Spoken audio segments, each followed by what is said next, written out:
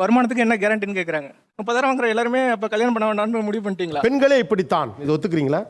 இல்ல அப்ப அதே தானே இங்கே 30,000 சம்பளத்தை வச்சுக்கிட்டு இந்த காலத்துல வந்து குடும்பம் நடத்துறது ரொம்ப கஷ்டமா இருக்கு.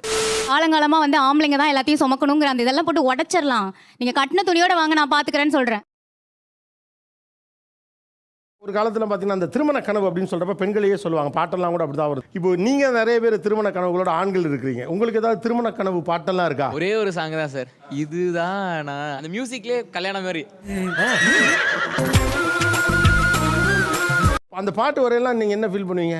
கல்யாணம் நடக்கிற மாதிரி தான் ஃபீல் பண்ணுவேன். பொண்ணு ஆக்சுவலி கீழே குனிஞ்சிட்டு அப்படியே நடந்து வந்து அந்த சீன் எனக்கு எப்பயுமே ஞாபகம் வந்துட்டே இருக்கும் சார். உனக்கு கல்யாண வயசு வந்துருச்சுங்கிறது நீ எங்களுக்கு ஞாபகம். நன்றி சொல்ல உனக்கு அதோட விஷுவல்ஸ் பார்க்கும்போது பேரோட நம்ம இப்படி தான் இருக்கணும். 90ஸ்லேருந்தே ஒரு கனவோட வாழ்ந்துட்டு இருக்கோம். ஏன் வாழ்க்கையில இப்படி ஒரு சம்பவம் நடக்கும்ல? அதெல்லாம் மனுஷங்களுக்கு கட்டவே நடக்கும். ஆனந்த தாண்டவத்துல இருந்து கனகான்கிறேன் சாங், அந்த சாங்லாம் பார்த்தீங்கன்னா விஷுவலைஸ் பண்ண சொல்ல எனக்கு வந்து ரொம்ப வெக்கப்படுவேன். ஓ வெக்கமா?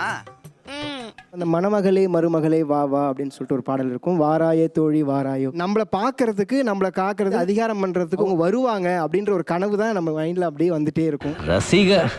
ரசிகர் எப்படி வாழ்ந்திருக்கான் பாரு. ஓகே, நான் நேராடி கேள்விக்கே வந்துடுறேன். ஏன் கல்யாணம் பண்ணிக்க விரும்பல? பெண்களை ஒரு ப்ராப்பர்ட்டியா ட்ரீட் பண்ணி நீங்க பொண்ணை எடுத்துக்கோங்க, இன்னையில இருந்து இது உங்களோட ப்ராப்பர்ட்டி அப்படின்னு பண்ற மாதிரி. ஸோ அதுவே ஒரு பயங்கர நைட்மேர். நானா இருக்கிறது எல்லாமே சேஞ்ச் ஆகுது, டிஸ்கம்ஃபர்ட்ல போய் முடியுது. ஐயோ அப்படியெல்லாம் சொல்லாதம்மா, நாட்டுல ஜனத்தொகை கம்மியாயிடும்ல. ரொம்ப வந்து ஃபினான்ஷியல் பேக்ரவுண்ட் வந்து ரொம்ப பார்க்குறாங்க சார். அது ஹெல்த்தியாக இருக்கணும், லைக் வீடு வச்சிருக்கணும், கார் வச்சிருக்கணும், லைக் பையன் வீட்டு சைடில். அப்பா கொஞ்சம் அசந்தா அள்ளி விட்டு தள்ளுறாங்கப்பா. இப்போ நான் வந்து ஃபேமிலியிலேருந்து வந்திருக்கேன். பண்ணுங்க, லவ் பண்ணியிருக்கேன் 2-3 தடவை. எனக்கு என்ன குறைச்சல? பட் அந்த ரிலேஷன்ஷிப் எல்லாமே பிரேக் ஆயிருக்கு, எனக்கு எதுவுமே சக்ஸஸ்ஃபுல்லாக வரல. உன் நம்பர் கொடு. திருமணமே வேண்டாம்னு எந்த புள்ளியில் முடிவெடுத்தீங்க? 4-5 வரன் பார்த்தாங்க சார் வீட்டில். பையன் வந்து ஒருத்தர் கனடால இருக்காங்க, ஒருத்தர் லண்டன்ல இருக்காங்க. சொன்னவா சொன்னாங்க பெரியவங்க, விரலுக்கு ஏத்த வீக்கம் வேணும், வரலுக்கு ஏத்த வழக்க வேணும். அவங்க எல்லாமே வந்து அந்த மாதிரி அவங்களோட ஸ்டேட்டஸ்ல அவங்க இப்ப அவங்க கார் வச்சிருக்காங்கன்னா ஏன் உங்க பொண்ணு வச்சிருக்கல? வச்சிருக்க மாப்பிள்ளையா பாக்குறீங்க. அவங்க எதிர்பார்க்கறாங்கன்னே தான் சொல்லிடுறீங்க. நீங்களும் தானே எதிர்பார்க்கறீங்க. ஏன் கல்யாணம் பண்ணிட்டு பொண்ணு மாப்பிள்ளை வீட்டுக்கு போகணும்? ஏன் பொண்ணு வந்துட்டு எந்த முடிவு எடுத்தாலும் அது அவங்க என்ன சொல்றாங்களோ அதை கேட்கணும்? ஏற்றுக்கொள்ளக்கூடிய ப்ராப்பரான எந்த ஆன்சரும் இது வரைக்கும் எனக்கு கிடைச்சதில்ல. இந்த கேள்விகளுக்கு பதில் கிடைக்கல. சாரிடாம்பி, இவளை எவனோ ஒரு பாவி ஏமாத்திட்டு போயிட்டான். அன்னையில இருந்து யாரை பார்த்தாலும் இந்த மாதிரி தான் நடந்துக்கிறா. மன்னிச்சுக்கூட அம்பி. ரொம்ப ஓவர் ரெஸ்பான்சிபிலிட்டி சார். இப்போ கல்யாணம் ஆயிடுச்சுன்னா ஒரு ஹஸ்பண்ட் பார்த்துக்கணும், ஒரு குழந்தைய பார்த்துக்கணும், ஒரு மதர் இன் லா பார்த்துக்கணும், ஒரு ஃபாதர் இன் லா பார்த்துக்கணும். ஓவர் ரெஸ்பான்சிபிலிட்டி திடீர்னு தூக்கி நம்ம தலை மேல போடுற மாதிரி இருக்கு. உங்க வீட்டு சுமைய ஏன் தலையில இறக்க பார்த்தா இப்படி? அப்படி என்ன அவங்க பண்ணிட்டாங்க உன்னோட உடம்பு நீ சாக்ரிஃபைஸ் பண்ணி அவங்களுக்கு குழந்தை பெத்துக்கிறதுக்கு அப்படின்ற மாதிரி எனக்கு தோணுது. கேள்விக்கு புத்திசாலித்தனமா பதில் கொடுக்கிறது ஒரு ரகம், கேள்வி கேட்கறவங்க பதிலே சொல்ல முடியாத அளவுக்கு எதிர்கேள்வி எழுப்புறது இன்னொரு ரகம். என்ன சொல்ற, திருமணத்தையும் குழந்தையும் நீங்க கனெக்டே பண்ணாதீங்க, கல்யாணம் பண்ணிக்கங்களே. வேண்டாம், ஏன்னா பசங்க ரொம்ப இம்மெச்சூரா இருக்காங்க சார். அதாவது நீ பப்பா இல்லப்பா, வாயில விரல வச்சா கூட உனக்கு கடிக்க தெரியாது. நல்லா கடிப்பேன், நல்ல எறும்பு மாதிரி கடிப்பேன் நான். பெத்து எடுக்கிறது, அதாவது குழந்தைய பெற்று எடுக்கிறது அப்படின்ற அவ்வளோ பெரிய பொக்கிஷமான விஷயம். இதுவே நம்ம பேரண்ட்ஸ் நினைச்சிருந்தா இப்ப நம்ம இங்க உட்காந்து பேசியிருக்க மாட்டோம். எங்கடா இருந்த கூடவே தான் இருந்த. நம்ம பேரண்ட்ஸ் நினைக்கல, நான் நினைக்கிறேன். அதுதான் சொல்றேன் நானு. எங்கடா பிடிச்சிருந்து கிறுக்குச்சியா கூட்டி ஓடி போயிரு. எவ்வளவு நாட்கள் உங்களால சர்வே பண்ண முடியும் தனிமையா? எல்லாருக்கும் ஒரு தேவைகள் இருக்கு, அந்த தேவைகள் பூர்த்தி செய்யறதுக்கு ஒரு பாயிண்ட் தேவைப்படுது. ஆணோட தேவையை பூர்த்தி செய்யறதுக்கு பெண் தேவைப்படுது. பெண்மைக்கு தேவை இல்லைன்னு நினைக்கிறீங்களா?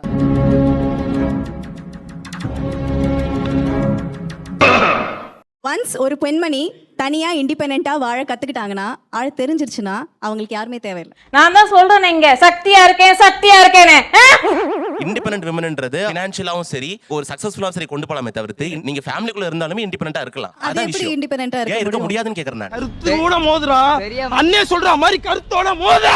ஒருத்தரோட வைஃப், நான் ஒருத்தரோட ப்ராப்பர்ட்டி, இந்த கம்யூனிட்டிக்கு சேர்ந்தவங்க. நீங்க ஆட் ஆன் பண்ணிடுறீங்க. எப்படித்தான் கண்டுபிடிக்கிறாங்களோ? கம்யூனிட்டி பத்தி அவர் சொல்லவே இல்லை. உமன் ஒரு ப்ராப்பர்ட்டின்னு அவர் சொல்லவும் இல்லை. வாய் மட்டும் இல்லைன்னா நாய் தூக்கிட்டு போயிடும் நல்லா. இப்போ நம்ம விரும்புற ஒரு சின்ன விஷயமா இருந்தாலுமே விட்டு கொடுத்தாதான் அவங்க நமக்காக இருப்பாங்க அப்படின்னா அது தேவையில்ல. இல்லையே, அப்படிலாம் இல்லையேம்மா. எனக்கு அப்படிதான் சார் இருக்கு. கல்யாண வீடா இருந்தா நான் தான் மாப்பிள்ளையா இருக்கணும், இளவு வீடா இருந்தா நான் தான் பணமா இருக்கணும்.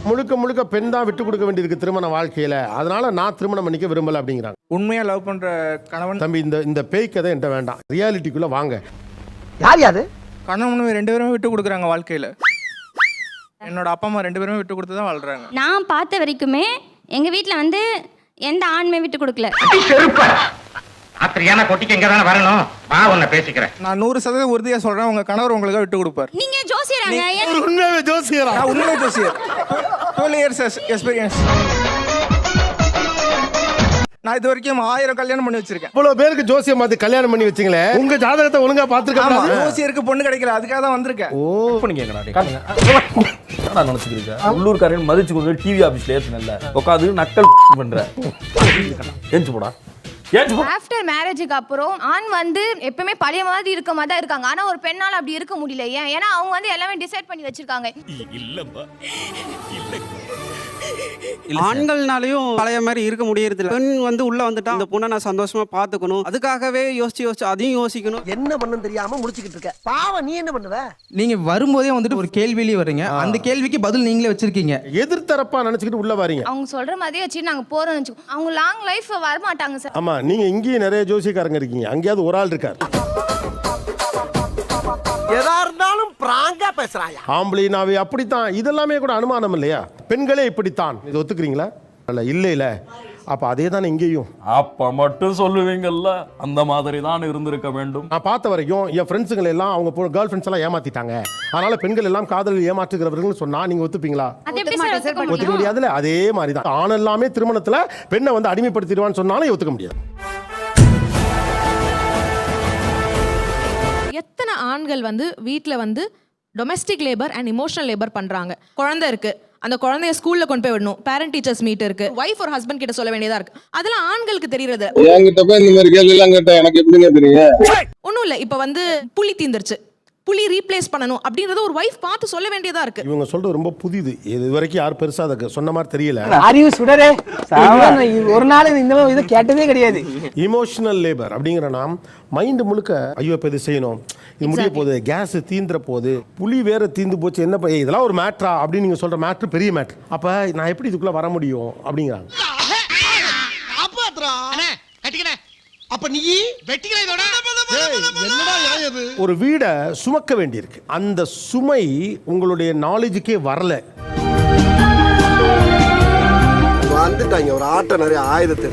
அப்ப இத காலம் முழுக்க நான் எப்படி தூக்கி சுமக்கிறதுன்னு கேக்குறாங்க. இப்போ நான் ப்ரோக்ரசிவா உங்களுக்கு கொஞ்சம் சேஞ்ச் பண்ண டைம் கொடுங்க. நான் ப்ரோக்ரசிவா இதை புரிஞ்சுக்கிறதுக்கு எனக்கு ஒரு டைம் வேணும். அவங்களுக்கு புரியுது, ஓ இது ஒரு பெரிய இஷ்யூ போல் இருக்குன்னு. ஆக்சுவலா இந்த சைடுல they are ready, but thanks for this information. நல்ல மனசுமா அப்படித்தான் இருக்கணும். ஏன் திருமணம் வேண்டாம் என்கிறீர்கள்? எனக்கு வந்து கல்யாணத்துல ஃபர்ஸ்ட் இன்ட்ரெஸ்ட் இருந்தது. எங்க வீட்ல வந்து அலைன்ஸ் பார்க்கும்போது நான் பையன்கிட்ட பேசி பார்க்கணும் அப்படின்னு நான் பேசும்போது நான் ஆக்டிங் ட்ரை பண்ணிட்டு இருக்கேன். நீங்க ஆக்டிங் கூட வேணாம், நீங்க மேக்கப் இப்போ பண்ணுங்க, அவங்க எனக்கு சாய்ஸ் கொடுக்குறாங்க. இவ்வளவு மழுமட்டையா இருந்தீங்க அப்படின்னா கடைசி வரை உங்களுக்கு கேர்ள் ஃப்ரெண்ட் கிடைக்காது கன்ஃபார்ம். நான் 12th முடிச்சதும் ஃபோர்ஸ் பண்ண ஆரம்பிச்சாங்க. மேரேஜில் அப்போதைக்கு இன்ட்ரெஸ்ட் இல்லை. அது 12th எப்படி பாதிச்சிச்சு? ரொம்ப பாதிச்சுதுங்க சார். சாப்பிட்டு 2 நாள் ஆச்சு. அப்படியா? அப்படித்தான். காலேஜுக்குமே வந்துட்டு இது தடை போட்டாங்க. இல்லை மேரேஜ் பண்ணிட்டு நீ போ அப்படின்னு சொல்லிட்டு. எல்லா பக்கமும் அணை கட்டுறாங்களே. உங்களுடைய எந்த நெக்ஸ்ட் லெவலையும் திருமணங்கிற ஒன்று தான் தடுத்துக்கிட்டே இருந்திருக்கு, அதெல்லாம் அழுத்தம் கொடுத்துட்டே இருந்திருக்கு. அது ஒரு காலகட்டத்துக்கு அப்புறமேட்டுக்கு அது மேலே ஒரு வெறுப்பாகவே எனக்கு மாறிடுச்சு. ஒருவேளை இந்த ப்ரெஷர்லாம் இல்லாமல் இருந்தால் உங்கள் கெரியர் எப்படி இருந்திருக்கும்னு நினைக்கிறீங்க? ஐ திங்க் நல்லா இருந்திருக்கும் சார். அப்பார்ட் ஃப்ரம் ரிலேஷன்ஷிப் வந்து செலவுகள் ஜாஸ்தி சார் பேரண்ட்ஸ்க்கு. நிச்சயதார்த்தம், மேரேஜ் முடிஞ்ச உடனே 5ஆம் மாசம் 7ஆம் மாசம் 9ஆம் மாசம் ஒரு குழந்தை பிறந்தா பேர் வைக்கிறது, காது குத்துறது, கட்டுறது, பவுன் இருக்கிறது, முகூர்த்தம், சாந்தி முகூர்த்தம், பட்டா, சிட்டா, அடங்கல், தீர்வு, வேலி போட்ட வரைக்கும் ஜோலி இருக்குடா. ஒரு பொண்ணு முடிச்சுட்டு வரதுக்குள்ள அடுத்த பொண்ணோட செலவு வந்துகிட்டே இருக்கு. அதனால அந்த செலவு நான் வந்து எஜுகேஷன் போட்டேன்னா இன்னத்துக்கு நான் எப்பயோ பிஜி முடிச்சுட்டு போயிட்டே இருந்திருக்கலாம் சார். பொண்ணோட பேரண்ட்ஸ்னா கொஞ்சம் ரெஸ்பெக்ட் கம்மியாகுது ஒரு சில இடத்துல. உங்க அப்பா என்ன பண்ணிட்டாரு, ஒரு 55 வயசு மனுஷன் அந்த வயசுல 3 பொண்ணுங்களை படிக்க வைக்கிறதுக்கு அவ்வளவு அலையறாரு. அதை ஏன் புரிஞ்சுக்க மாட்டீங்க? 1000 வாட்ஸ் பல்ப் மாதிரி பிரகாசமா எரியலினாலும் 60 வாட்ஸ் பல்ப் மாதிரி அரையும் குறையுமாவது எரிஞ்சிட்டு இருந்தோம். அதையும் ஒருத்த வந்து அணைச்சிட்டு போயிட்டானே. இங்க பேசினவங்கல்ல எந்த காரணம் இதெல்லாம் இஷ்யூவா இருக்கு உங்களுக்கு ஒரு கவனத்தை உருவாக்கியது? அப்படி கேட்டதா எக்கச்சக்கம் பேர சொல்லுவனே. செகண்ட் ரோல கிரீன் நிறைய ஸ்ட்ரகிள்ஸ் ஷி ஃபேஸ்ட். அந்த டாக்டர் சொன்னாங்க பாத்தீங்களா, சோ கஷ்டப்பட்டு படிக்க வச்சிருக்காங்க ஒரு 3 பொண்ணை. திருப்பி அவங்களுக்கு அந்த கல்யாணம்ன்ற ஒரு சுமைக்கு பதிலா நான் எங்க அப்பா அம்மா எனக்கு பார்த்து தெரியும். அந்த கிரீன் ஆப்வியஸ்லி நான் 11th படிக்கும் 12th போகும்போது எனக்கு கல்யாணம் பத்தி பேசுறாங்க சொல்லும்போது என்ன தோணுதுன்னா, இந்த மாதிரி கஷ்டத்தை அனுபவித்து நீங்க சிங்கிளா இருந்துட்டு போயிடலாம் கடைசி வரைக்கும். டேய் புறா முட்டை கண்ணா எங்க எது பேசணும் தெரியாது. டேட் உட்காந்துருக்காங்களா, அவங்க சொன்னாங்க நான் ஆக்டிங்ல இருக்கேன், அதனால வந்து எனக்கு மாப்பிள்ளை கிடைக்கல அப்படின்னாங்க. ஸோ அக்செப்ட் பண்ணிக்கிறவங்களும் இருக்காங்க. நான் அக்செப்ட் பண்ணிக்கிற பர்சன் தான். இடம் கிடைச்சா போதுமே, பாஞ்சிருவீங்களே. உங்க டெக்னிக் எனக்கு தெரியும்டா. அவங்க ஷூட்டிங் போனாங்கன்னா நான் கூட்டு போய் விடுறதுக்கு கூட நான் ரெடியா தான் இருக்கேன். ஆடிஷன் போனா நான் கூட்டு போறதுக்கு ரெடியா இருக்கேன். அப்ப அது ஓகேவா உனக்கு? ஸோ நீங்க ஏன் இந்த மாதிரி பர்சனை வந்து சூஸ் பண்ண மாட்டீங்க? சூஸ் பண்ணாலும் அவங்க ஃபேமிலியில அக்செப்ட் பண்ணிப்பாங்களா? அக்செப்ட் பண்ண வைக்க வேண்டியது என்னோட பொறுப்பு. ஓகே, போற போக்க பார்த்தா கையில அச்சதையை கொடுத்து ஆசீர்வாதம் பண்ண சொல்லிடுவீங்க போல. பிரேக்கப்லயோ ஒரு டிவோர்ஸ்லயோ போய் முடியறதுக்கு அது பண்ணாமே இருக்கிறது பெஸ்ட் எனக்கு தோணுது. அப்படி ஆயிடும் ஒரு விஷயத்தை கடந்து போறது எந்த விதத்துல நியாயம்னு எனக்கு தெரியல சார். இப்போ நான் என்ன பண்ணணுங்கிற, ஏன் அப்படி குட்டியா குழப்புற? டப்பிங்க்கு கூட்டு போறேன், ஆடிஷனுக்கு கூட்டு போறேன், கூட நிக்கிறேன், எல்லாம் பண்றேன். கேட்டாப்ல வேற ஒரு பாயிண்ட்டுக்கு போறீங்க. உனக்கே நல்லா இருக்குதா? நியாயமா? எல்லாமான்னு தெரியல, காஸ்ட்னு ஒரு விஷயம் இருக்கு. தனியா ஆயிரணும்னு எனக்கு ஒரு பயம். வேற ஒரு காஸ்ட் ஆளா இருந்து ஒதுக்கி வச்சிருமோங்கிற பயம் இருக்கு. அப்ப இங்க பிரச்சனை எது? இது ரெண்டுத்துல ஒன்னத்தோடு என்ன ஷாக் ஆயிட்டியா? எல்லாரும் 2 விரல காமிச்சு ஒன்னு தொடுன்னுவாங்க. நோ சாய்ஸ், இந்த ஒன்றை தொட்டு தான் ஆகணும். உங்களை மீடியாவில் இருக்கிறதுனால திருமணம் பண்ணிக்க மாட்டேன்னு ஒதுங்குகிறவர்கள் பேக்வர்டான ஆளுனா, சொந்தக்காரங்க என்ன ஒதுக்கி வச்சிருவாங்க, அதனால என் காஸ்ட்டுக்குள்ளேயே கல்யாணம் பண்ணிக்கணும்னு உள்ளுக்குள்ள வச்சிருக்கீங்களா ஐடியா? அது எந்த வகையராவை சேர்ந்தது?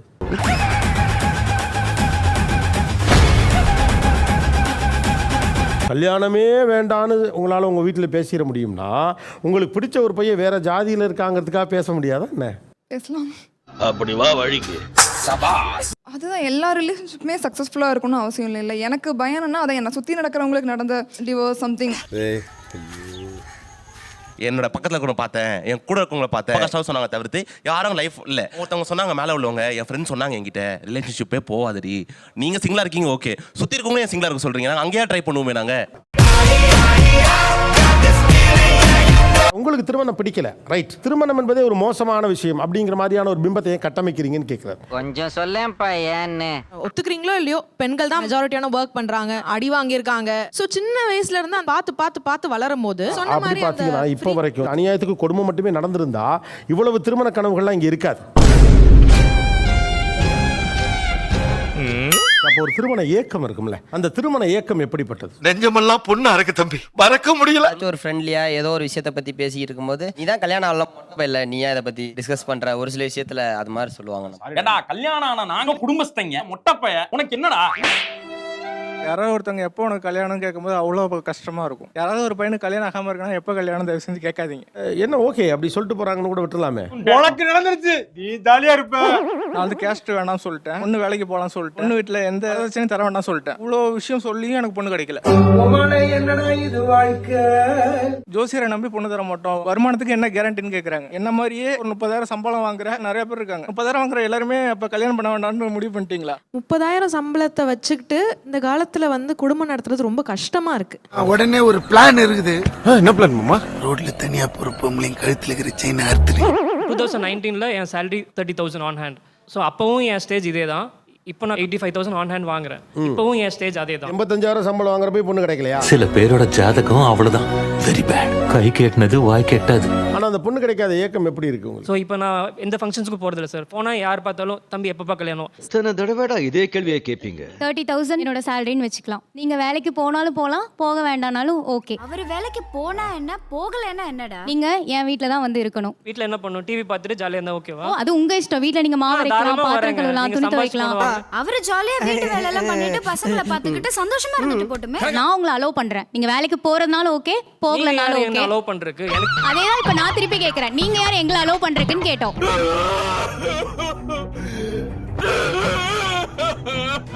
நீங்க வந்து கஷ்டப்பட வேணாம். காலங்காலமா வந்து ஆம்பளைங்க தான் எல்லாத்தையும் சுமக்கணுங்கிற அந்த இதெல்லாம் போட்டு உடைச்சிடலாம்.